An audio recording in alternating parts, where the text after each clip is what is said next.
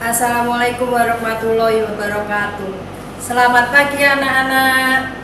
Gimana kabarmu? Saya kira kalian semua dalam kondisi sehat walafiat. Walaupun kita dalam masa pandemi, kita harus tetap sehat, kreatif, inovatif dalam berkarya. Dalam kesempatan ini, perkenalkan nama saya Bu Nunung. Tugas saya di sini menyampaikan materi tata krama. Tata krama adalah adat atau sopan santun yang harus kalian terapkan, terutama di lingkungan baru. Kalian harus menerapkan tata krama untuk menyesuaikan diri di lingkungan yang baru.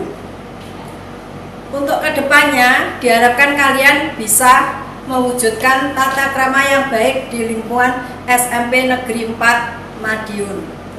Walau kita di masa pandemi, kita harus tetap menerapkan protokol kesehatan, mulai pakai masker, jaga jarak, maupun cuci tangan dengan sabun. Untuk menghemat waktu, mari kita langsung pada materi dalam PowerPoint. Silahkan dicermati.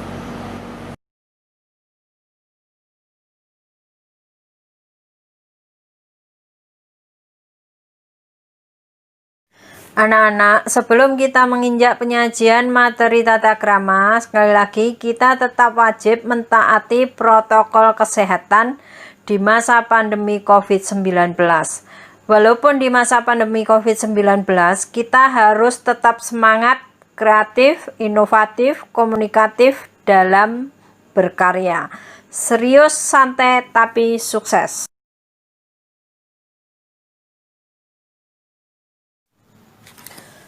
Selanjutnya kita menginjak materi tata krama.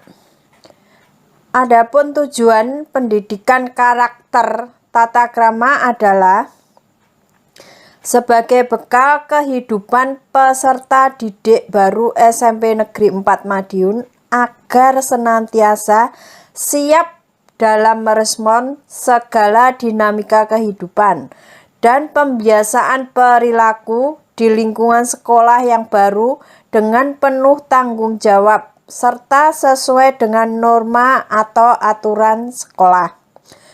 Selain itu juga sesuai dengan tata krama di rumah maupun lingkungan masyarakat.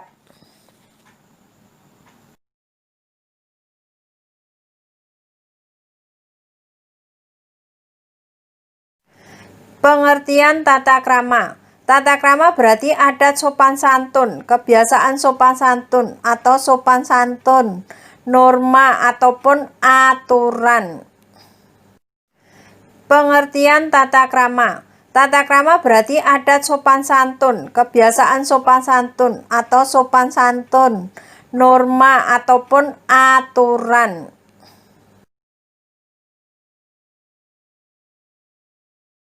Tata krama terbentuk karena kebiasaan.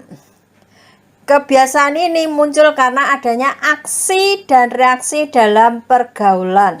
Contohnya, kalau di sekitar kita, orang setuju dengan apa yang dikemukakan, ia akan mengangguk-anggukkan kepalanya. Sebaliknya, di negara atau di daerah lain, ada yang menyatakan setuju dengan menggeleng-gelengkan kepalanya.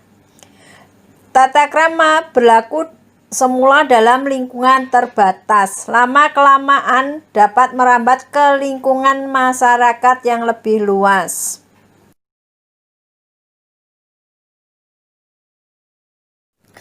Tata krama memang dapat menentukan nasib baik seseorang. Faktor tata krama yang tidak ditaati terkadang dapat membawa malapetaka yang menyedihkan. Hendaklah Anda camkan prinsip ini. Tata krama berada di mana saja dan kapan saja. Anda tidak mungkin menghindarinya. Oleh karena itu, terimalah kenyataannya. Anda harus melaksanakannya di mana Anda berada. Yang paling penting, Anda mau menerima dan mempelajarinya bila mana perlu. Sesuaikan dengan tempat dan waktu. Tata krama itu sangat penting bagi diri kita pribadi. Orang yang mempunyai tata krama yang baik berarti mampu menyesuaikan dengan lingkungannya. Jika seseorang bisa menyesuaikan diri dengan lingkungannya, berarti dia bisa membaca peluang. Kemungkinan besar orang yang mampu menyesuaikan diri dan dapat membaca peluang adalah orang yang akan sukses di kemudian hari. Tata krama di sekolah. Tata krama pasti berlaku di setiap lingkungan, termasuk di sekolah kita. Sebuah sekolah selain memiliki peraturan yang tertuang dalam tata tertib, juga ada tata krama yang harus dijunjung tinggi oleh semua warga sekolah, termasuk kalian atau siswa SMP Negeri 4 Madiun. Tata krama yang ada di sekolah tidak hanya berlaku untuk hubungan antara siswa dan guru, tetapi mengikat terhadap seluruh warga sekolah. Baik hubungan antara siswa dengan siswa, hubungan antara guru dengan siswa, hubungan antara guru dengan guru, serta hubungan antara semua orang yang ada di lingkungan sekolah, baik itu para karyawan sekolah, tamu, bapak ibu penjaga kantin, dan sebagainya.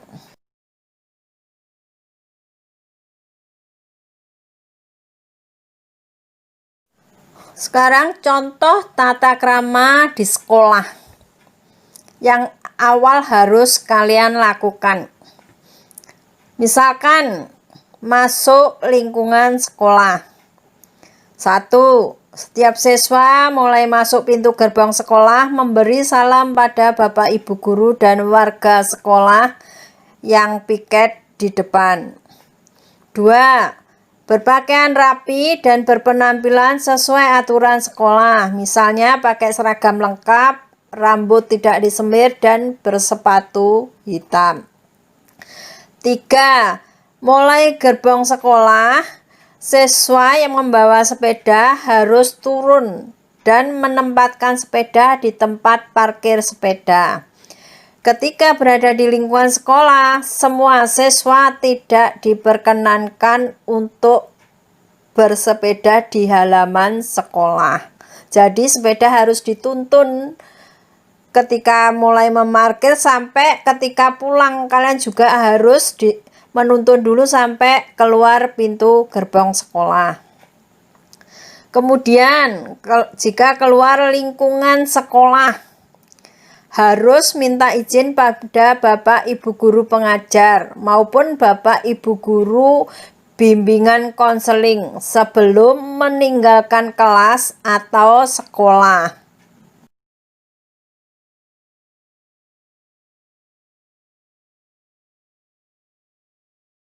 Tata krama terhadap guru di sekolah yang harus Anda lakukan. 1. Berbicara sopan di hadapan bapak ibu guru. Suara tidak melebihi dari suara bapak ibu guru. 2. Mengucapkan salam bila bertemu dengan bapak ibu guru dimanapun kalian berada. 3. Tidak memotong pembicaraan bapak ibu guru dan bila terpaksa harus minta maaf terlebih dahulu. 4. Tidak memanggil atau meminta sesuatu pada bapak ibu guru dari arah belakang atau jarak jauh, melainkan berusaha mendekati bapak ibu guru dari depan atau samping. 5. Tidak lewat atau lari di depan bapak ibu guru yang sedang duduk, kecuali terpaksa dengan minta izin terlebih dahulu. 6. Tidak boleh menyapa bapak atau ibu guru dengan sapaan yang tidak sopan, seperti mengucapkan halo pak, halo bu, atau mengucapkan halo bos, dan sebagainya. 7.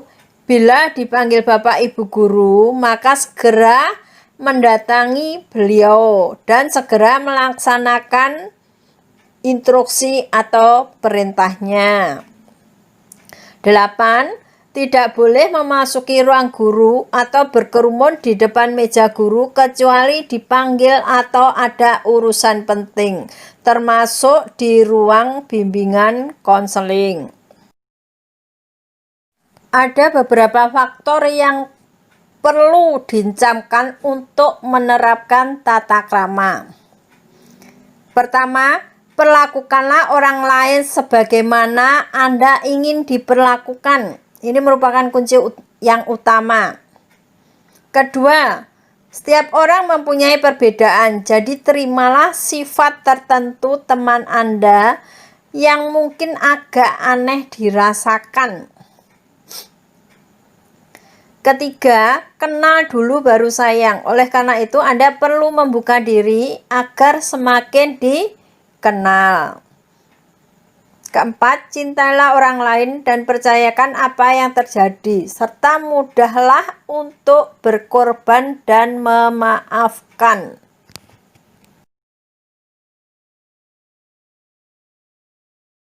Jenis tata krama yang akan dibahas dalam pertemuan ini hanya ada 5 hal. Pertama, tata krama berbicara. Kedua, tata krama makan. Ketiga, tata krama bertamu. Keempat, tata krama penampilan. Kelima, tata krama pergaulan. Sekarang kita bahas satu persatu. Tata krama berbicara. Tata krama berbicara adalah sopan santun dalam berbicara. Berkaitan erat dengan siapa yang kita ajak bicara, kemudian kalimat yang kita pergunakan dalam berbicara, di mana pembicaraan dilakukan, serta tata cara berbicara yang baik. Itu yang harus benar-benar kita perhatikan.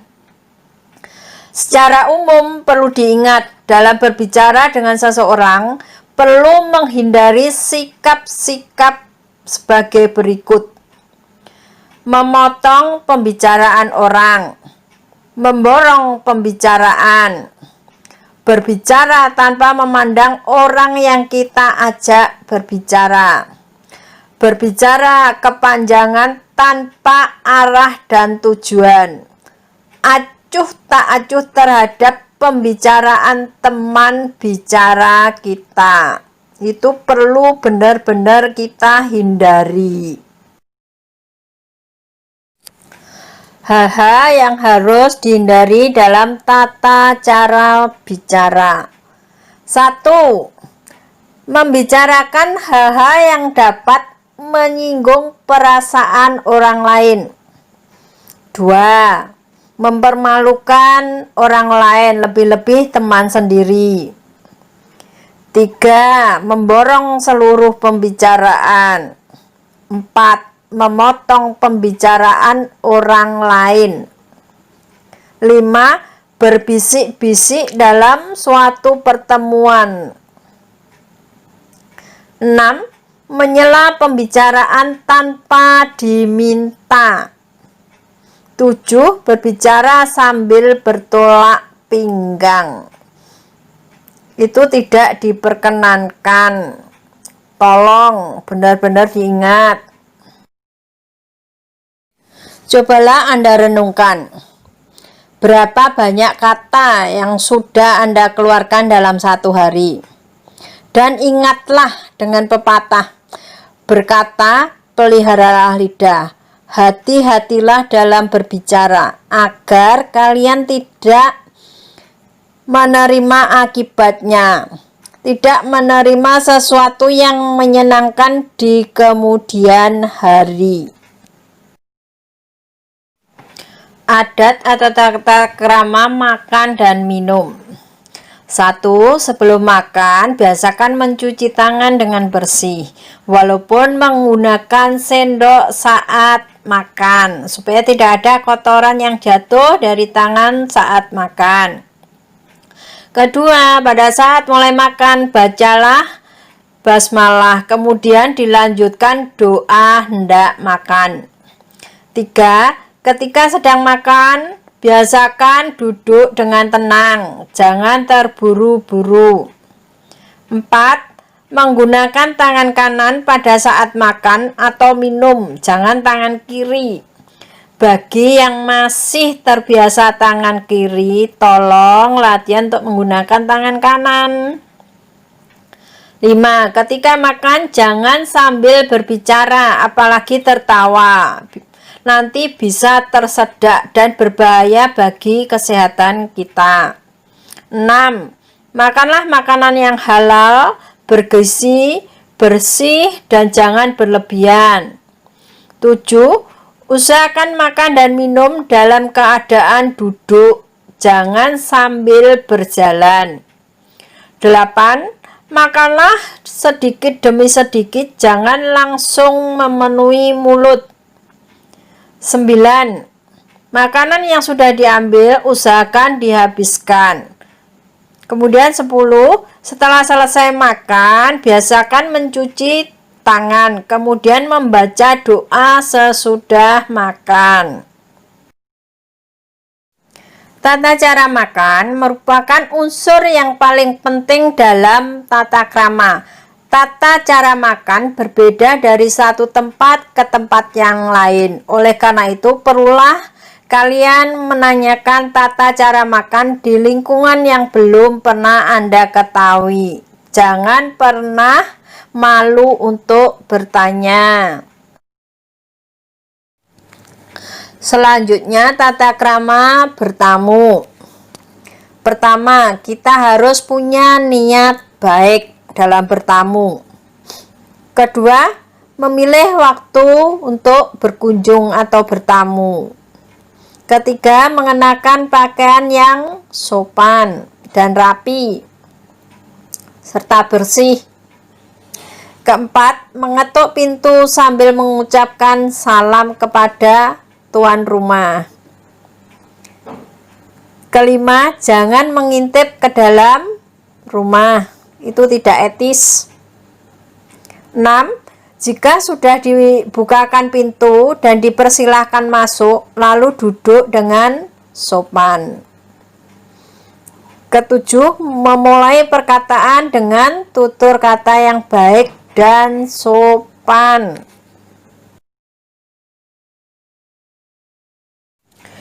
Kalau kalian hendak bertamu ke rumah orang, hendaknya kalian datang pada waktu yang tepat, tidak pada waktu istirahat.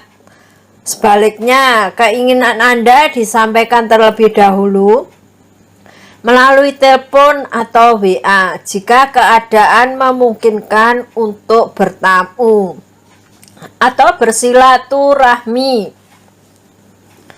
Kalau Anda mengetuk pintu, sebaiknya hanya 3 kali dan memberi salam dengan suara yang wajar, serta jangan seperti orang menggedor pintu. Hindari bertamu pada 3 waktu, yaitu sebelum subuh, setelah luhur, sholat luhur, setelah sholat isya. Kenapa? Di saat-saat seperti itu biasanya digunakan waktu untuk istirahat.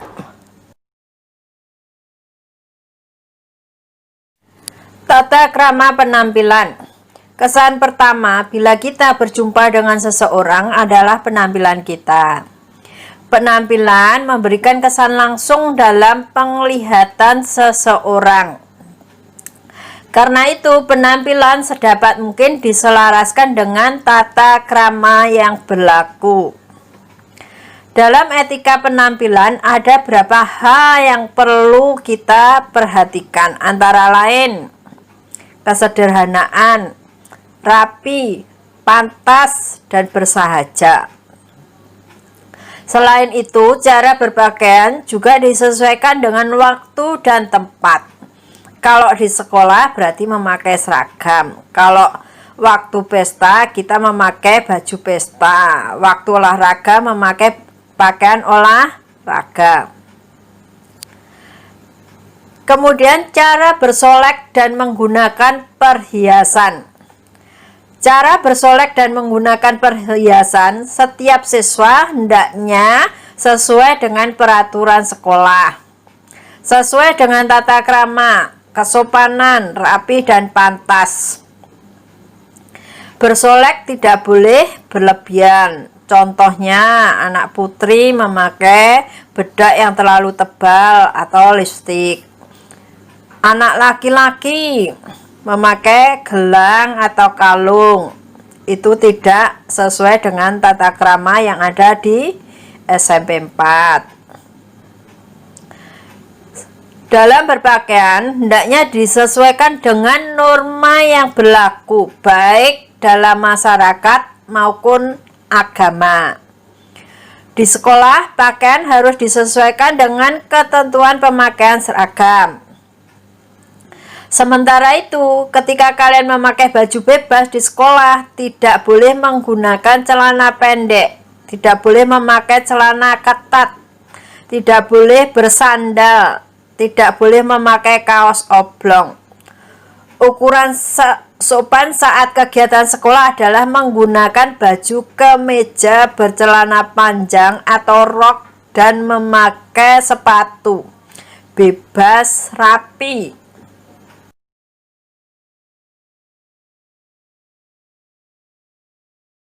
Yang terakhir, tata krama pergaulan. Etiket adalah aturan sopan santun dalam pergaulan. Mengabaikan sopan santun sering menimbulkan perselisihan atau kesalahpahaman. Etiket merupakan alat untuk kelancaran dalam pergaulan dan juga membantu dalam mencapai cita-cita kalian. Dasar-dasar etiket yaitu sopan dan ramah kepada siapa saja, memberi perhatian kepada orang lain, ingin membantu, memiliki rasa toleransi, dapat menguasai diri, dapat mengendalikan emosi dalam situasi apapun, serta dapat menjaga ketenangan lingkungan. Tujuan etiket selalu berusaha untuk menyenangkan orang lain maupun menghormati orang lain. Intinya, di dalam tata krama pergaulan, kita harus tetap menerapkan baik norma lingkungan maupun norma agama. Lebih-lebih, kalian dalam masa puber, kalian harus menjaga nama baik kalian sendiri maupun orang tua, yaitu dapat mentaati norma agama dalam bergaul antara anak laki maupun perempuan. Semua sudah kita bahas, sekarang kita menginjak tugas materi tata krama.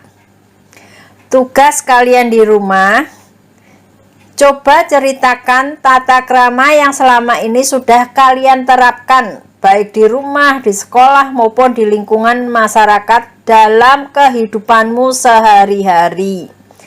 Contohnya, saya kalau keluar rumah selalu minta izin dan pamit pada ibu. Demikian juga kalau masuk rumah, memberi salam, membiasakan cuci tangan, dan sebagainya. Nanti tugas dikumpulkan.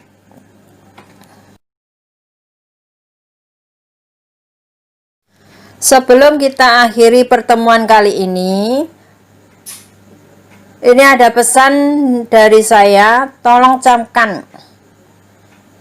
motivasi sukses. Cita-cita yang tinggi memang tidak menjadi kunci kesuksesan. Namun, Rahasia keberhasilan orang sukses adalah punya cita-cita yang tinggi. Ayo tetap semangat, serius, santai, sukses. Akhir kata, jika ada kurang lebihnya, mohon maaf sebesar-besarnya. Wassalamualaikum warahmatullahi wabarakatuh. Anak-anak, tadi kalian sudah mencermati isi PowerPoint. Selain materi, di situ juga tertera tugas. Silahkan tugas untuk dikerjakan dan nanti dikumpulkan kembali.